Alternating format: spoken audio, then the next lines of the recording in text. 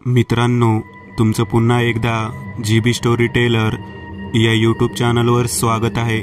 आजच्या आपल्या गोष्टीचं नाव आहे नवसाचा फेरा, लेखक रावी कुलकर्णी।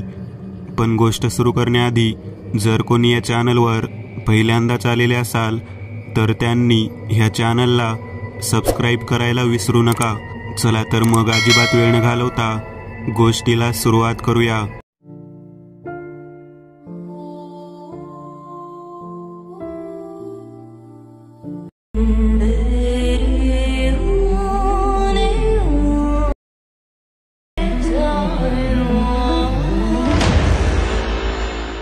माझे बाबा आणि त्यांचे धाकटे भाऊ नितीन काका आंबेवाडीला शिकायला होते।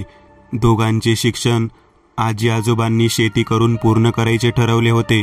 शेतीत येणारे पीक दरवेळी निसर्ग हिरावून नेत होता, म्हणूनच जे आपल्या वाट्याला येऊ नये म्हणून मुलांचे शिक्षण आपण चांगल्या प्रकारे करू असा निर्धार करत त्यांनी कसलीच कमी पडू न देता त्यांच्या शिक्षणासाठी पाण्यासारखा पैसा ओतला। 11वी संपताच दोघांनाही पुढील शिक्षणासाठी मुंबईला पाठवलं। आंबेवाडीला भोवतीने शेती असल्याने अभ्यासासोबत काकांचे मन रमायचे, पण इकडे शहरात सगळीकडे उंचच्या उंच इमारती बघून त्यांना शहर नकोसे झाले होते। त्यात पहिल्यापासून शेतीची ओढ असल्याने काकांचे शिक्षणात लक्ष लागत नव्हते। त्यांनी 12वी अर्धवट सोडून गावाकडे परत जाण्याचा मार्ग पत्करला। तिकडे जाऊन ते शेतीत रममान झाले। आजोबांनी लाख समजावूनही त्यांनी परत येण्यास नकार दिला। इकडे बाबा जिद्दीने शिकत राहिले, पुढे शिक्षण घेऊन डॉक्टर झाले आणि आजोबांच्या सांगण्याहून दोघांनी लग्न केले। काका गावात तर बाबा मुंबईत सेटल झाले। ही घटना 2005 सालची आहे। माझी 10वी असल्याने हॉलमध्ये माझे बाबा अभ्यास घेत होते। तेवढ्यात टेलिफोन खणानला। आईने तो घेतला। हॅलो, हो, बापरे, ठीक आहे, आम्ही लगेच निघतो असं बोलत ठेवला। बाबांची आणि माझी नजर तिच्याकडे होती। ती बोलू लागली, सरला ताईंना बरं नाहीये, त्यांचं वेडं पण वाढलं आहे। आता त्यांनी चक्क दीपकला विहिरीत फेकलं, त्यातच त्या बाळाचा जीव गेला। आपल्याला निघायला हवं। दीपक फक्त 1 वर्षाचा होता। त्याच्या मृत्यूने सगळ्यांनाच एक हादरा बसला। काकूची शिकार ते निरागस बाळ झालं होतं। माझ्या बाबांच्या आणि आईच्या डोळ्यात अश्रू दाटले होते। पाठचा भाऊ असा नियतीने हिरावून नेला होता। बाबांनी आईकडे बघत खुणावलं, बॅग भरायला घे, आपण लगेच निघूया तिकडे। त्यांच्या अडचणीत आपण नाही तर कोण मदत करणार? बाळ तुझ्या अभ्यासाची आभाळ होईल, पण काही दिवस तरी तुला सहन करावं लागेल। मला शिक्षणाविषयी नेहमी प्रेरित करणारे माझे बाबा आज हे बोलताना बघून मलाही घटनेचं गांभीर्य कळालं। मी लागलीच उठत आईला मदत करायला गेलो। बाबा मात्र खिन्न चेहऱ्याने सोफ्यावर बसून राहिले। आवरून रात्री 12च्या दरम्यान आम्ही घराकडे निघालो। एरवी आई बाबासोबत हवासा वाटणारा प्रवास आज संपत नव्हता। गाडी सुरू झाली। आईने देवी काळूबाईचं नाव घेतलं। गाडी 40-50 किलोमीटरचं अंतर पार करताच अडकायला लागली। अडकत ती थोड्याच अंतरावर बंद पडली। तो सुनसान रस्ता बघून अंगात एक भीतीची लहर उठली। मिट्ट काळोखाने माकलेला तो रस्त्याच्या दुतर्फा झाडांनी ओढलेला होता। कानावर सदोदित फक्त रातकिड्यांची किरकिर सुरू होती। मध्येच कुठून तरी घुबड घुतकार करायचे। या असल्या रस्त्यावर आम्ही फक्त तिघेच होतो। बाबा चावी फिरवत तिला पुन्हा सुरू करायचा प्रयत्न करत होते, पण सगळे प्रयत्न फसत होते। म्हणून ते खाली उतरून बघू लागले। त्यांच्या पाठी मीही टॉर्च घेऊन उतरलो। बोनट उघडलं, त्याच वेळी घरकन कोणीतरी मागून गेल्याचं आम्हाला जाणवलं। मी मागे टॉर्च फिरवली, पण मिट्ट काळोख। पुन्हा बाबांनी डोकं बोनेटमध्ये खुपसलं। त्याच वेळी मागून एक थंडगार हात त्यांच्या पाठीवर ठेवला। त्यांनी माझ्याकडे बघितलं, पण मी दूर असल्याने एक भीतीची छाया त्यांच्या चेहऱ्यावर आली। काहीच न बोलता ते मला गाडीत बसण्याचा इशारा करू लागले। तेवढ्यात कोणीतरी समोरून चालत येत आहे असं आम्हाला जाणवलं। वयाची 70 ओलांडलेलं एक जोडपं पायातली कोल्हापुरी वाजवत तिकडून चालत जात होतं. मी टॉर्च फिरवली. एवढ्या रात्री अशा सुनसान रस्त्यावर कोण जात असेल असा प्रश्न दोघांनाही पडला. पण अगदी निस्तेज चेहऱ्याचा तो माणूस आणि ती आजी कुणाकडेही न बघता सरळ अंधार कापत निघाले होते. मी त्यांना मदतीसाठी आवाज देणार एवढ्यात बाबांनी मला खुणावलं, शांत राहा, त्यांना थांबवू नकोस. मी एकटक त्याकडे बघत होतो, पण काहीही न बोलता ते बाजूने निघून गेले. त्यांना जवळून पाहताना मला भीतीची जाणीव झाली. अंगात धोतर टोपी घातलेला बुटका पण धिपाड देहाचा तो म्हातारा आणि त्याच्यासोबत चालणारी ती क्रूज देहाची रंगाने काळी असणारी म्हातारी काठी टेकत टेकत चालली होती. पांढरे विखुरलेले केस, डोक्यावर नऊवारीचा फाटका पदर, जागोजाग फाटलेली लाल नऊवारी, नाकात लोंबती नथ, कपाळाला ठसठसीत कुंकू. ती म्हातारी जशी जवळून जात होती तसं काहीतरी जळल्याचा एक दर्प वातावरणात घुमत होता. ते लांब होते तेव्हा अस्पष्ट येणारा गंध आता नाकात शिरून डोक्यात झणझणे आणत होता. एकमेकांना काही न बोलता बाबा आणि मी आत गाडीत येऊन बसलो. आईने प्रश्नांची सरबत्ती लावली. काय झालं अचानक? गाडी बंद का पडली? पण त्यावर दोघेही अबोल असल्याचं पाहताच तीही शांत बसली. बाबांनी पुन्हा आई काळूबाईचं नाव घेऊन चावी फिरवली. गाडी सुरू झाली. आम्ही पुन्हा प्रवासाला लागलो. थोडं अंतर कापून पुढे गेलो. तेवढ्यात तोच म्हातारा मला साईड मिररमध्ये दिसला. तो एकटक माझ्याकडेच पाहत होता. नजरेने मला खुणावत होता. मी काच खाली न करता आरशात बघू लागलो. अचानक तो जवळ येत आहे असं भासत होतं. त्याच आरशात तोंड मोठं झालं. मी बाजूला नजर फिरवताच तो गाडीसोबत अगदी समांतर अंतरावर चालताना दिसला. मी जोरात किंचाळलो. तसं आईबाबांनी बाजूला बघितलं. आई ही जोरजोरात बाबांना सांगू लागली, अहो तोच म्हातारा आहे हा. ज्यावेळी आपण घरून गाडीत बसलो तेव्हा रस्त्याच्या कडेला माझ्याकडे बघून जोरजोरात हसत होता. बाबांनी हा प्रकार बघून गाडीचा वेग वाढवला. हळूहळू करत तो म्हातारा दिसेनासा झाला. झालेला प्रसंग किती जीवावर बेतणारा होता याची जाणीव मला नसली तरी बाबांना होती. त्यामुळे ते शांत बसले होते. अर्ध्या तासाने डोळ्यावर एक गुंगी आली आणि काकूंचा विचार करू लागलो. त्यातच माझा डोळा लागला. तसं काकूंचं वेडेपण आमच्या अंगवळणी पडलं होतं. दीपक झाल्यापासून 6 महिन्यात काकूला झटके येऊ लागले होते. त्या रात्रीच्या किंचाळत उठायच्या, माझा दीपक कुठे कुठे म्हणत घरभर ओरडत पळायच्या. माझे बाबा डॉक्टर असल्याने त्यांच्या ओळखीने चांगल्या चांगल्या मानसोपचार तज्ज्ञाकडे त्यांना घेऊन गेलो, पण फरक शून्य. गेल्या वर्षभरापासून त्यांना त्या अवस्थेत नितीन काका सांभाळत होता. आईबाबांनी कितीदा तरी तिला हॉस्पिटलमध्ये ठेवायला त्यांना सुचवलं, पण त्यांच्या एकमेकांवर असणाऱ्या प्रेमामुळे त्याने तसं कधीच केलं नाही. आधीच त्यांना पुत्रप्राप्ती लग्नानंतर 11 वर्षांनी झाली, पण मुलगा झाल्याचा आनंद 6 महिन्यात मावळला होता. आता हुरहुर फक्त काकूंची लागली होती. सरला काकून एक अदृश्य गृहिणी, एक आदर्श पत्नी म्हणून गावभर नाव कमावलं होतं. काटकसरीने वागत, दुष्काळाच्या झळा सहन करत त्यांनी शेतीत रक्त ओतलं होतं. घर परिवार नातीगोती सगळं सांभाळत त्या काकांना शेतीत ही मदत करायच्या आणि आम्हाला न चुकता धनधान्य पाठवत होत्या. बाबांची प्रॅक्टिस सुरुवातीला चालत नव्हती तेव्हा त्या कुठलाही मत्सर भाव न ठेवता आम्हाला लागेल ती मदत करायच्या, अगदी न चुकता. त्यामुळे त्या सगळ्यांना खूप आवडायच्या. गावात कोणाच्या आडीनडीला धावून जायच्या, पण त्यांच्या भोळ्या स्वभावामुळे लोक त्यांचा गैरफायदा घ्यायचे. काम करून घ्यायची आणि मानपान द्यायच्या वेळी तोंडावर वांझोटी म्हणत त्यांची हिनावणी करायची. लग्न झाल्यानंतर 11 वर्ष त्यांनी हा गावातल्यांचा छळ सोसला. कुणी लग्न कार्यात बोलावत नसायचं की कोणत्या चांगल्या समारंभात त्यांना आमंत्रण असायचं. पुत्रप्राप्तीसाठी त्यांनी नानाविध उपाय केली. वैद्य, बुवा, बाबा आणि आता तर न परवडणारे डॉक्टरही करून बघितले, पण फरक शून्य. गावात कुणाही लहान मुलाचं दुखायला लागलं किंवा लहान मूल नजरेआड झालं की बाया नकळत काकूंचा उल्लेख करायच्या. त्याच वांझोटीने काहीतरी काळबेरं केलं असेल असं काकूंच्या समोर सांगायच्या. पण काकू रडवेल्या चेहऱ्याने सगळं सहन करत होत्या. आपत्त्यप्राप्तीला बाधा काय येते याचं निदान अजून करणं कोणत्याच डॉक्टरला शक्य नव्हतं. सकाळी 10च्या सुमारास आम्ही घरासमोर पोहोचलो.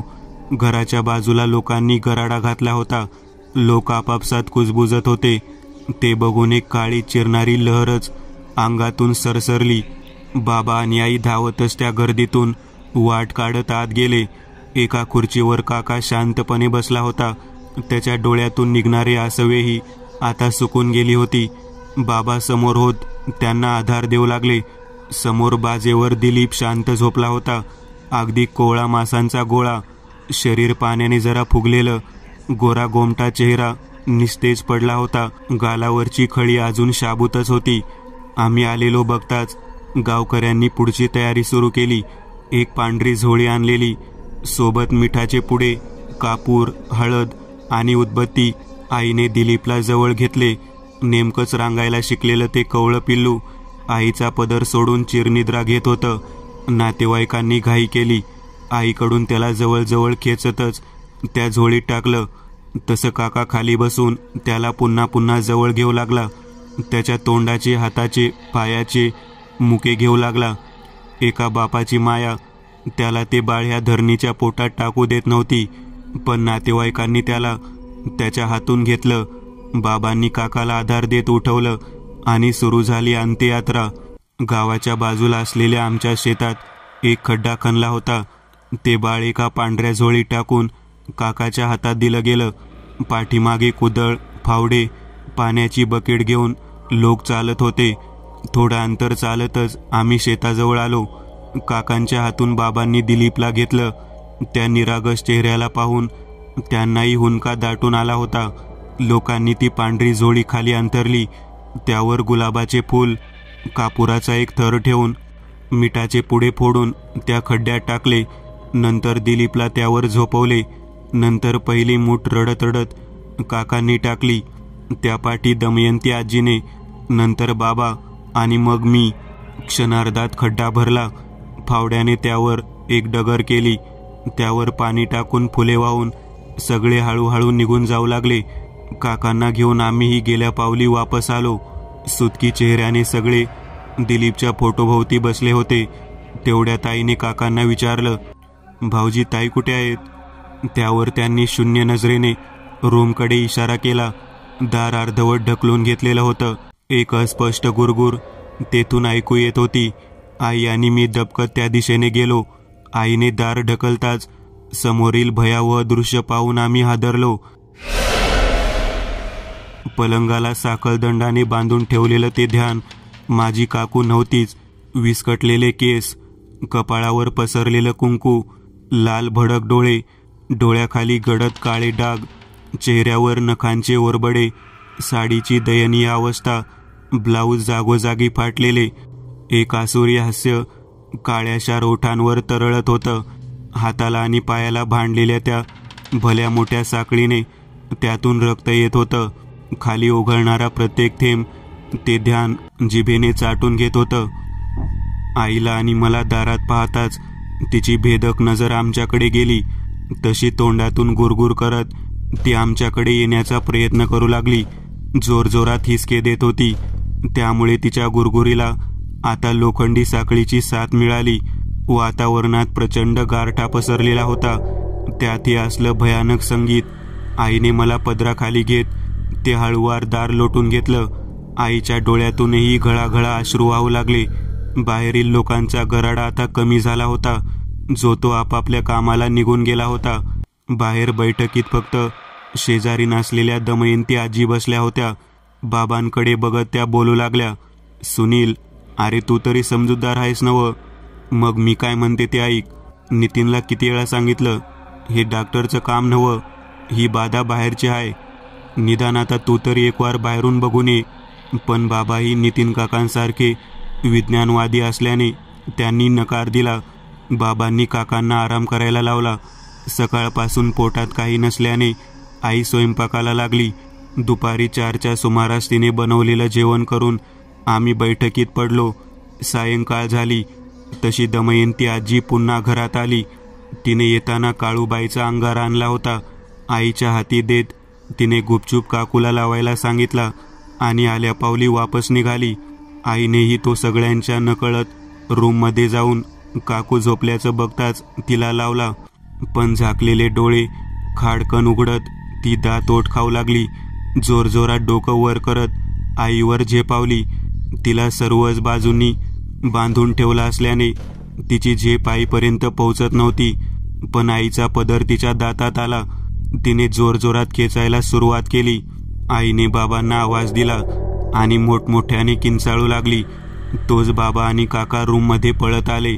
दोघांनीही काकूला पकडले, पण तिच्या तोंडून आईची साडी काही केल्या निघत नव्हती. 2 धिप्पाड पुरुषांनाही ती ऐकत नव्हती. अखेर बाबांनी जवळील धारधार वस्तूने आईचा तेवढा साडीचा भागच कापून काढला आणि आईची सुटका झाली. रात्री 11ची वेळ होती. मी आईच्या शेजारी किचनमध्ये झोपलो होतो, तर बाबा आणि काका बैठकीत झोपले होते. मी डोळे किलकिले करून समोर पाहू लागलो. एक पेटती ज्योत खिडकीतून इकडे तिकडे होताना दिसू लागली. मी कितीतरी वेळ तिकडेच बघत होतो. काही माणसांचा गलका ऐकायला येऊ लागला, पण शेजारी रूममध्ये काकू असल्याने उठून ते बघण्याचे धाडस मला होईना. आईनेही तो आवाज ऐकला. ती जागची उठून बसली. एक अस्पष्ट आवाज ऐकू येत होता. हलगी, देवीचे गाणे, अंगात वार घेऊन नाचणाऱ्या बाईचे गुरगुरणे आणि काही लोकांची कुजबूज. मी उठलेला बघत आईने काही न बोलता अंगावरचे पांघरून बाजूला केले आणि बाहेर आली. तर बैठकीत काका आणि बाबा उठून खिडकीत बघत होते. त्यांनाही तोच आवाज ऐकू येऊ लागला. आईला पाहताच ते खिडकीपासून दूर झाले. एकूण प्रकार त्यांनाही समजत नव्हता. घराच्या भोवतीने फिरणारे फक्त काही पोत दिसत होते. आवाज वाढत चालला होता. त्यातच एक आर्तकिंकाळी ऐकू आली.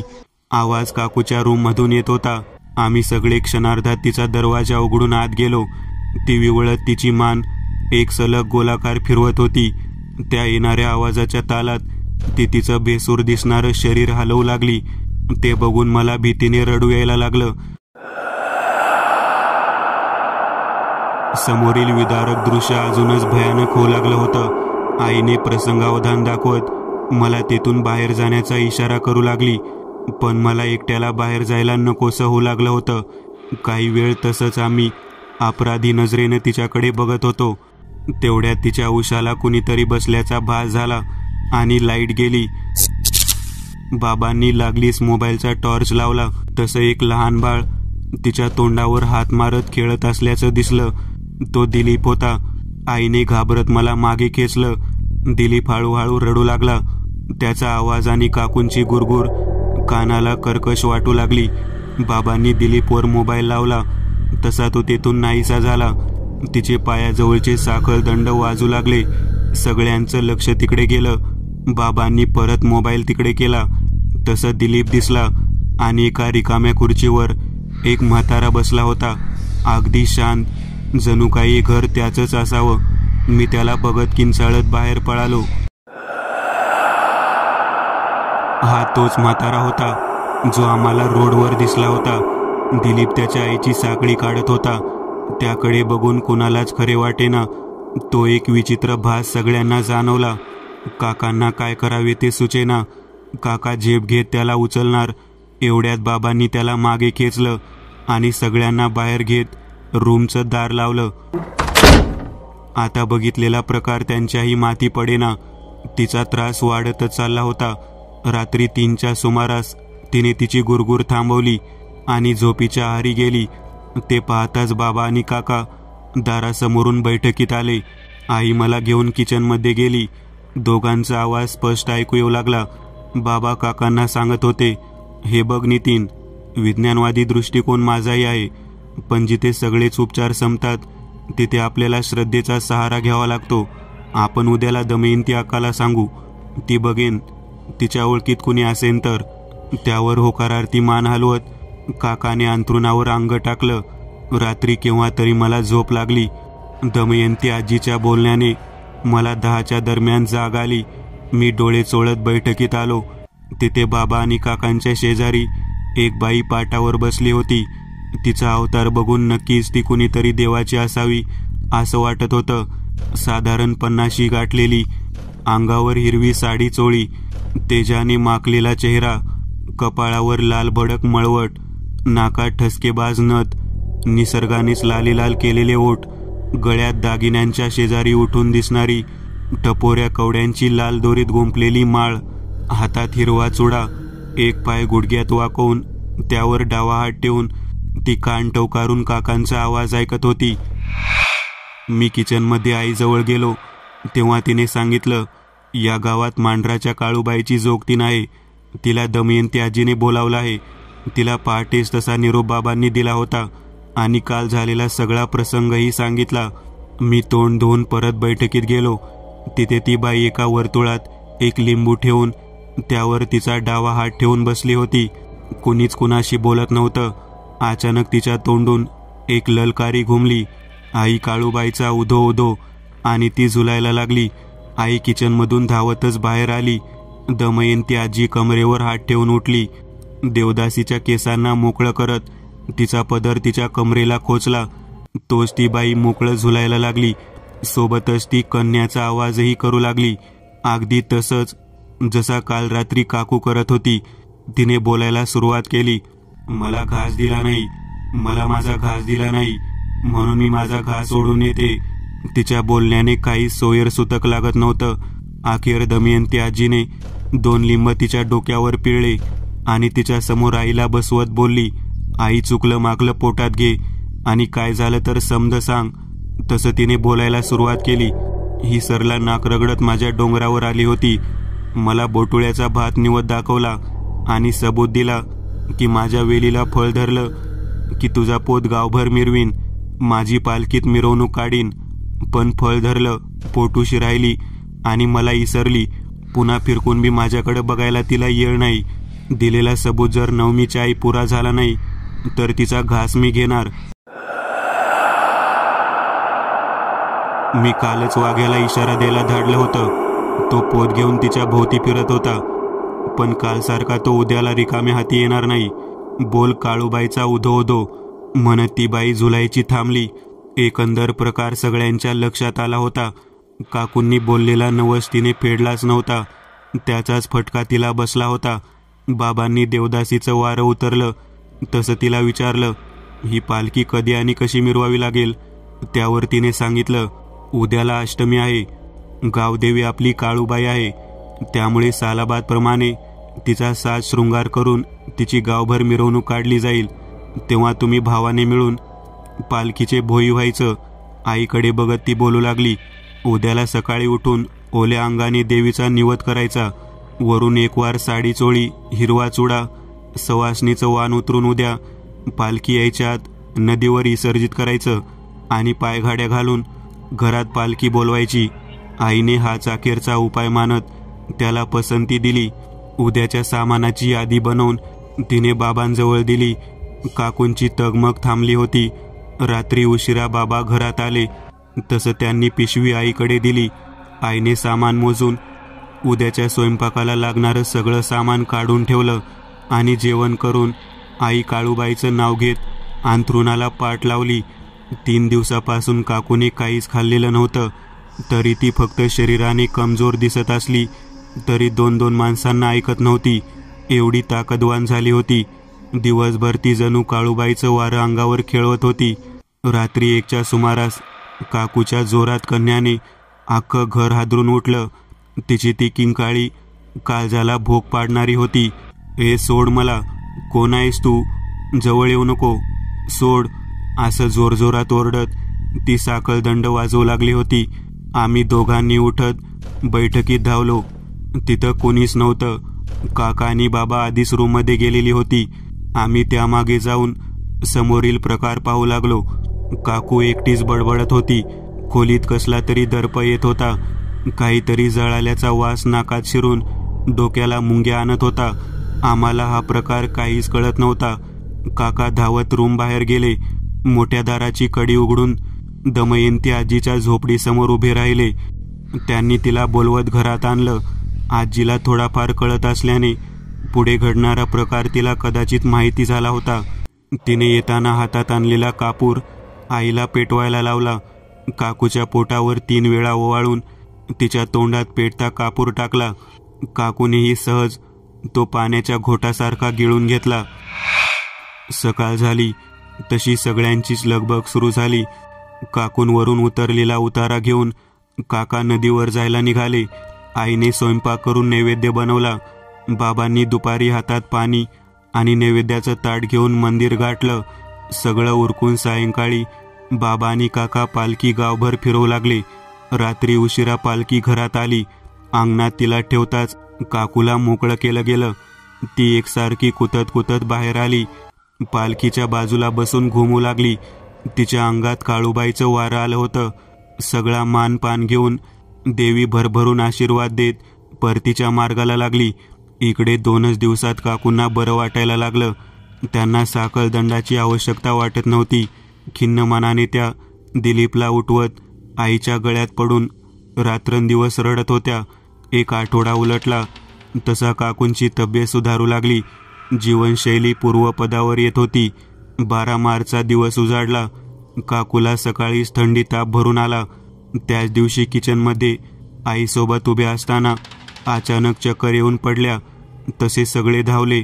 बाबांनी त्यांना चेक करताच त्यांच्या चेहऱ्यावर स्मित झळकलं. मित्रांनो, आज पुरतं एवढंच. तुम्हाला जर काही गोष्ट आवडली असेल तर नक्की लाईक करा. तुमच्यापैकी बरेचसे जण व्हिडिओ लाईक न करताच पळून जातात. पण हा जर व्हिडिओ तुम्ही लाईक केला तर मला जरा बरं वाटेल आणि असेच भारी भारी व्हिडिओ बनवायची माझ्यात एनर्जी येईल. त्यामुळे नक्की लाईक करा.